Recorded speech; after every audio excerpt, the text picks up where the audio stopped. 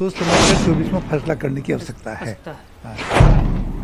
Sir तीसरा सवाल मेरा यही है सर कि जो है अफान और हमारे आनंद मास्टर साहब बहुत साल से जो है उम्र कैद कर दिया गया, उनका सज़ा कर दिया गया है। अभी तक सर कोई रिहाई का कोई कुछ सुनाई नहीं दे रहा सर। क्या कहना चाहिए करके सर? देखिए, कोर्ट का निर्णय है तो सब कोर्ट के निर्णय को मानने में बाध्य हैं, सबको सम्मान करना चाहिए जी। लेकिन यहाँ एक सामाजिक और एक ये लोग एक पिछड़े वर्ग से आते हैं, अति पिछड़े वर्ग से, और ये इन लोगों की डायरेक्ट लड़ाई नहीं थी, चाहे हमारे शेरशाहबादी भाइयों का हो चाहे हमारे आदिवासी भाइयों का हो। ये जमीन का विवाद का मुद्दा था जी। दो मामा भांजाओं के बीच लड़ाई थी जी। और दोनों मामा भांजाओं ने दो पिछड़े कौम, शोषित कौम को इस्तेमाल किया। एक ने शेरशाहबादी को अपने पक्ष में करके आगे बढ़वा के लड़वाया और एक ने आदिवासियों को, और दोनों चक्कर में पड़ के दोनों को हानि हुई। सजा काट चुका है, सजा हुआ है, कोर्ट का निर्णय सर आंखों पर, लेकिन मानवीय आधार पर इन दोनों के सजा को सरकार को माफ़ करना चाहिए और समाज को भी इसके लिए आवाज़ बुलंद करना चाहिए। तो क्या सर आपको अगर जरूरत पड़े तो आवाज़ बुलंद करेंगे सर? बिल्कुल। अरे हमारे मानवीय आधार ही सबसे बड़ा आधार है जी। फिर अब तक तो बहुत सजा 20-25 साल सजा भी काट चुका है वो जी सर। तो फिर आजीवन भी 20 साल होता है। तो ऐसी मानवीय आधार पर ही उनके लिए नहीं, उनके बच्चों के लिए, उनके वंशज के लिए उनके सजा को माफ़ी होना चाहिए। सरकार को इस पर, बिहार सरकार को चाहिए कि इनके सजा की माफ़ी के लिए महामहिम राष्ट्रपति के। सर एक सवाल और भी सर यहाँ पे बोलना जायज़ बनता है कि सर जैसे कि गुआबाड़ी का नदी जो बहुत उफान पर चल रहा है सर, उनके लिए क्या कहना चाहेंगे सर? देखिए, गुआबाड़ी ही एक फैक्टर नहीं है, पूरा कौल कनकी नदी तो सही गुआबाड़ी भी नहीं है सर, लेकिन अभी जो है लोचा में भी जो है पुल बन गया, लेकिन और कंचनबाड़ी में भी पुला हो गया, लेकिन सर ऐसा क्या परिस्थिति आ गया कि मटियारी घाट छोड़ दिया सर? देखिए, मटियारी घाट और निसंद्रा घाट तो दो जो पुल प्रस्तावित था केंद्र सरकार के यहाँ जी, उसके पूर्व मैं सांसद, पूर्व ऐसी सरकार हमारे सर पर बैठी हुई है जी जी, जो हिटलरवादी है जी। एक भी करेक्टर आपका हिटलर के अगेंस्ट में नहीं जाता है। हिटलर ने बड़ा बड़ा सपना दिखाया था लोगों को कि मैं जर्मनी को दुनिया के शिखर पर ले जाऊंगा, जर्मनी के लोगों को खुशहाल बना दूंगा, अच्छे। अब ऐसी एक सुनहरा सपना लेके आया, लोगों को बहुत भूल भुलैया दिया और लोग उसमें मुतासिर हो गए, ये कर देंगे वो करेंगे और उसको वोट दे दिया। कोई फैक्टर नहीं है वो। इसलिए हम लोग ये सोचे कि जब हैदराबाद की एक पार्टी जो यहाँ से पैसा भी लूट के ले गया, लोगों का सेंटीमेंट के जज्बात से खिलवाड़ भी किया, उस दल को लोगों ने सपोर्ट किया, तो क्यों नहीं हम लोग मुकामी स्तर पर यहाँ के जितने सुरजापुरी मुसलमान हो, गैर सुरजापुरी मुसलमान हो, शेरशाहबादी हो, हमारे सुरजापुरी हिंदू मिलके, तो हम लोग 10 से 12 सीट जीत। परिचय का मोहताज भी नहीं सर, आपका KTV लाइव न्यूज में स्वागत है सर। बहुत बहुत धन्यवाद, आप लोग यहाँ आए। सबसे पहले तो आज साल का अंतिम दिन है जी। मैं आप लोगों के साथ साथ सीमांचल सहित बिहार के सभी लोगों को जी सर आने वाले वर्ष की शुभकामनाएं देता हूं, मुबारकबाद देता हूं और आशा करता हूं कि आने वाला साल 2024 हम सबों के लिए मंगलमय हो, बिहार के लिए खुशहाली लेके आए, एक अच्छा पैगाम लेके आए। सर आप तो पहले राजनीति में सक्रिय थे और अभी आप समाज सेवी में हैं, क्या सर आपका इसमें खूबी है सर? देखिए, राजनीति और समाज सेवा दो को अलग नहीं कर सकते। सीमांचल का जो है फ्रंट, अभी जो है सीमांचल का अधिकार जो फ्रंट अब बन चुके हैं, अध्यक्ष बन चुके हैं। राजनीति, जैसा मैंने कहा कि राजनीति और समाज सेवा दो अलग अलग चीज़ें नहीं है। दरअसल समाज सेवा का नाम ही राजनीति है। राजनीति सिर्फ इसलिए तक कि सामाजिक कुरीतियों, सामाजिक पिछड़ापन, समाज में हो रहे शोषण को, जो हमारी डेमोक्रेटिक व्यवस्था है उसको सुधारने के लिए, उसको सही रास्ते पर लाने के लिए प्रजातंत्रीय व्यवस्था में, डेमोक्रेटिक पैटर्न में राजनीति को लाया गया, जहाँ दलीय व्यवस्था की गई और सत्ता की बात की गई। तो सामाजिक संभावनाओं को, सामाजिक में को अच्छा करने के लिए, उसको माने अच्छाई में परिणित करने के लिए हम लोग राजनीतिक तंत्र का सहारा लेते हैं, जिसके लिए हम लोग सत्ता पे जाना चाहते हैं। इसी के लिए राजनीति होती है। तो आप सबसे पहले तो राजनीति और समाज शुद्ध समाज सेवा, दो अलग चीज़ नहीं है। दरअसल समाज सेवा का ही दूसरा नाम राजनीति है, लेकिन आज के इस दिन में राजनीति का परिभाषा ही बदल गई है। राजनीति केवल कुर्सी हासिल करने के लिए, स्वार्थ सिद्धि के लिए और अपने स्वार्थ के लिए हो गया है, जिस कारण आज हमारा डेमोक्रेटिक पैटर्न, हमारा संविधानिक व्यवस्था आज कहीं न कहीं बहुत पीछे जा रहा है, जो आज हम भारतवासियों के लिए चिंता का विषय है।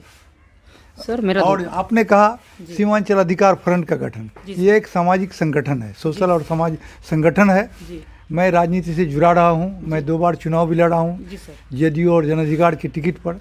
लोगों ने मुझे अच्छा खासा समर्थन भी दिया, वोट भी लाया, लेकिन चुनाव होता है तो वो गणित का खेल है, एक भी ज़्यादा हो गया तो लोग निकल गए। और आज जो ये व्यवस्था है यहाँ पर, धन बल छल, ये सब कहीं इसमें हम पीछे हो गए तो शायद पिछड़ गए। तो इसलिए क्योंकि छात्र जीवन से ही मैं छात्र राजनीति से भी सक्रिय रहा हूँ, इसलिए मैं इसे छोड़ भी नहीं सकता। लोग आते आते हैं तो किसी को मैं भगा भी नहीं सकता। तो आज जो हिंदुस्तान की राजनीतिक दलों की स्थिति है, गठबंधन की राजनीति चल रही है। किसी दल का कोई अपना नीति नहीं है, किसी दल का कोई अपना उसूल नहीं है। सिर्फ खुशी हंसाने के लिए रात को गठबंधन करता है और सुबह तोड़ देता है। तो ऐसी परिस्थिति में से सोचा कि किसी दल में रह के हम इतना कुछ नहीं कर सकते हैं जितना हम लोग अपना समाज एक संगठन बना के लोगों की सेवा कर। अगर सेवा करना ही ज़िंदगी का मकसद है तो राजनीतिक दल में ही नहीं रहकर बल्कि अपना सामाजिक संगठन, ये मेरा सामाजिक संगठन लगभग हम लोग 2014-15 में इसकी स्थापना किए थे, जिसको लेके हम लोग सामाजिक आवाज़ को बुलंद करते थे। समाज में हो रहे मने अत्याचार के खिलाफ, कभी समाज सुधार के सवाल पर हम लोग अदा कदा करते रहते थे। तो हम लोगों ने फैसला किया कि इसी को सक्रिय किया जाए और इसी को लेकर के आगे बढ़ा जाए, जिसके चलते हम लोग कार्यक्रम अपना करते रहते हैं और आगे भी उम्मीद है कि हम लोग करते रहेंगे। और साथ ही साथ ज़रूरत पड़ी तो इस बैनर को हम लोग राजनीतिक दल का रूप भी दे सकते हैं।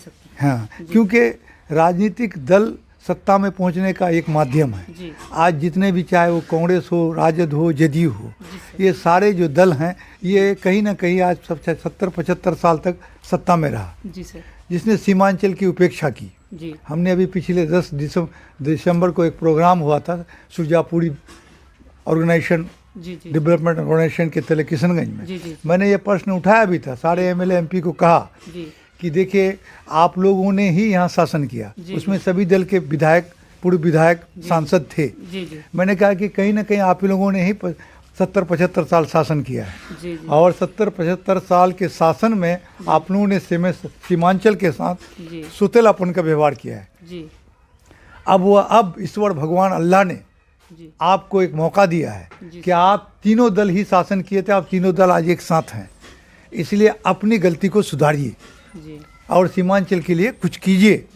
सीमांचल, क्योंकि आप लोग, हम यहाँ सीमांचल में विकल्प नहीं रहने की वजह से, क्योंकि भाजपा ये मुस्लिम बहुल इलाका है और मुस्लिम बहुल इलाका होने के नाते भाजपा के अगेंस्ट में जो दल रहता है हम उसको वोट देने में मजबूर थे। अवैसी कोई फैक्टर नहीं था, अवैसी को एक विकल्प समझा कि लोग यहाँ कटिहार का 2-3 सीट है, हमारा पूर्णिया का 2-3 सीट है, अररिया का 1 सीट 2 सीट है, किशनगंज का 4 सीट है। इसलिए हम लोग चाहते हैं कि अगर ज़रूरत पड़ी तो इस सामाजिक संगठन को राजनीतिक दल का रूप दे करके हम चुनाव के मैदान में भी उतरेंगे ज़रूरत पड़ी तो। 24 में क्या सोचते हैं सर? 24 में अभी बहुत ही है, देश बहुत संकट में है। मैं हर नौजवानों से खास के कहूँ कि ये जज्बा, अभी एक दिन लाऊंगा 15 लाख अकाउंट में डालेंगे, जो भी बोला ये सेम वही चीज़ ये कर रहा है। और दूसरा एक करेक्टर इसके अंदर के अपने विरोधियों को ये हिटलर देखना नहीं चाहता था। हमारे जो प्रधानमंत्री जी हैं वो भी अपने विरोधियों को देखना नहीं चाहते हैं। ED हुआ, IB हुआ, जिसके सबके जरिए इसको प्रताड़ित कर रहे हैं, सबको कर रहे हैं। तो कहीं ना कहीं सूझबूझ से काम करना होगा।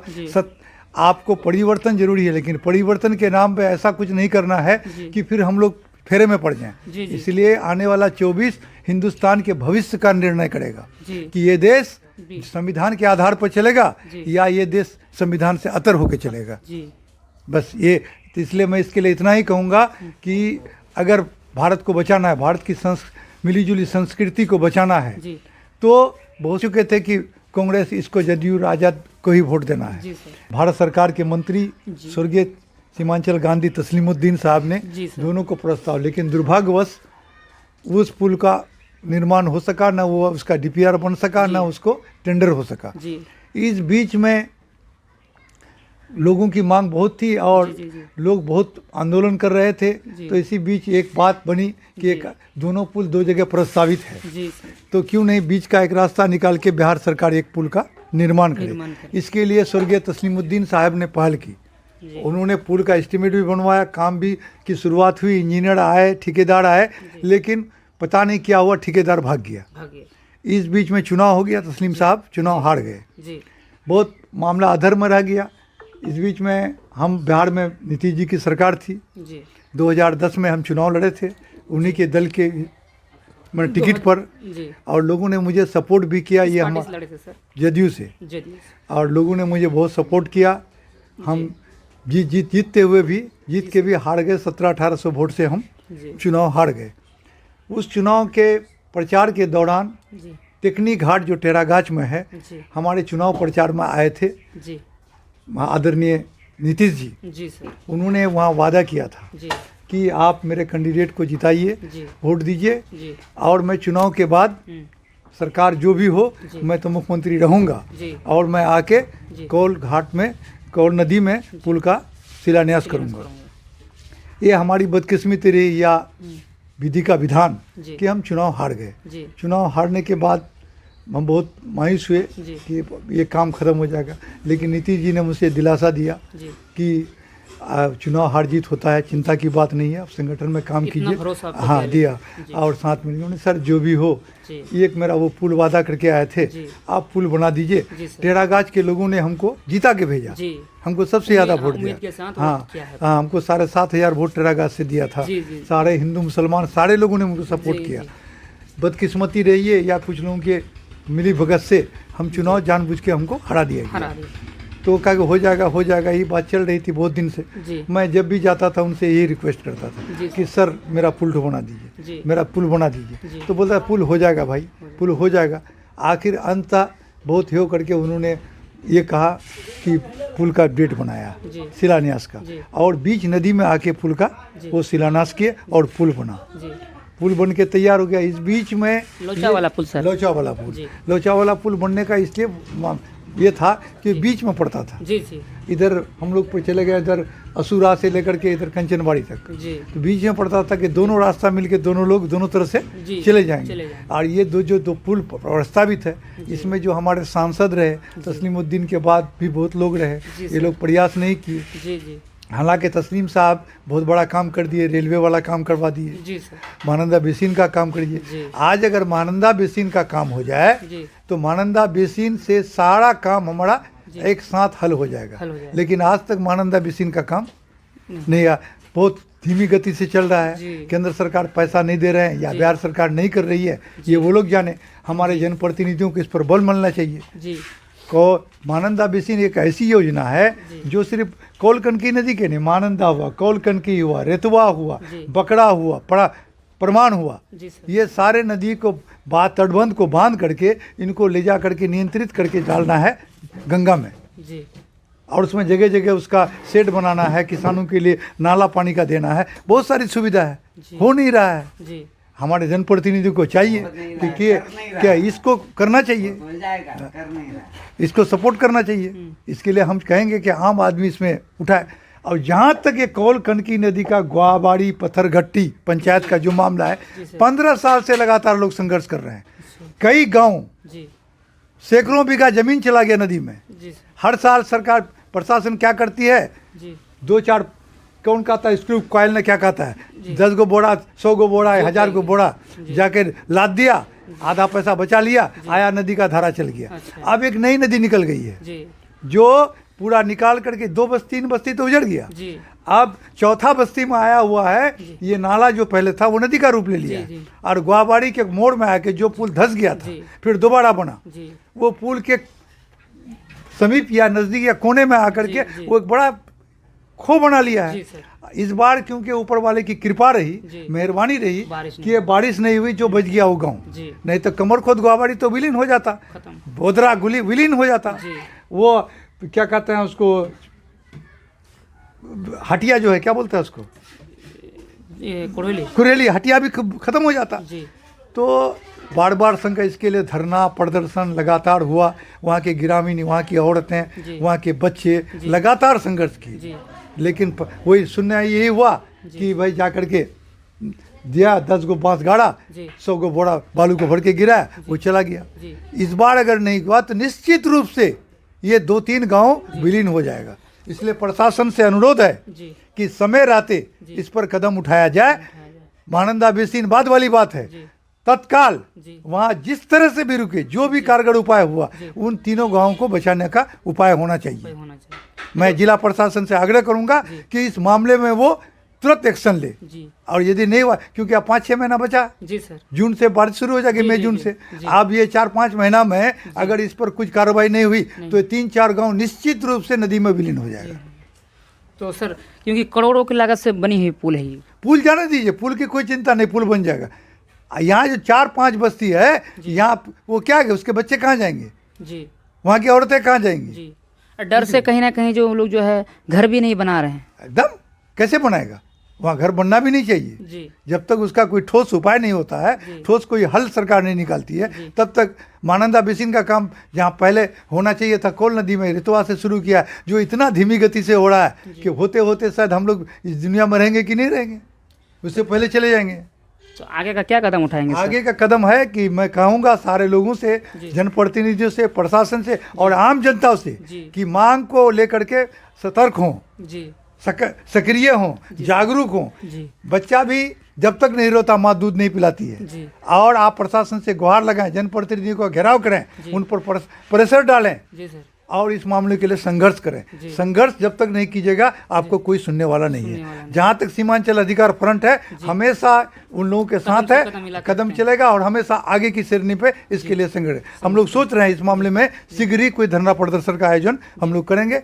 धरना प्रदर्शन से पूर्व हम लोग जिला पदाधिकारी जो सुने हैं, मैं तो व्यक्तिगत रूप से मिला नहीं हूँ, जो उनके बारे में जो जी चर्चा है, नौजवान आए हुए हैं तो चर्चा तुषार है, सिंगला बहुत कुछ करना चाहते हैं, एम्बिशस हैं जी और हमको उम्मीद है योंग कि है वो। निर्णय लेंगे। हम लोग तुरंत ही सप्ताह 10 दिन के अंदर उनसे भेंट करेंगे जी सर। और अपनी बात को रखेंगे। रखेंगे। बस। थैंक यू सर, बहुत बहुत धन्यवाद आपका।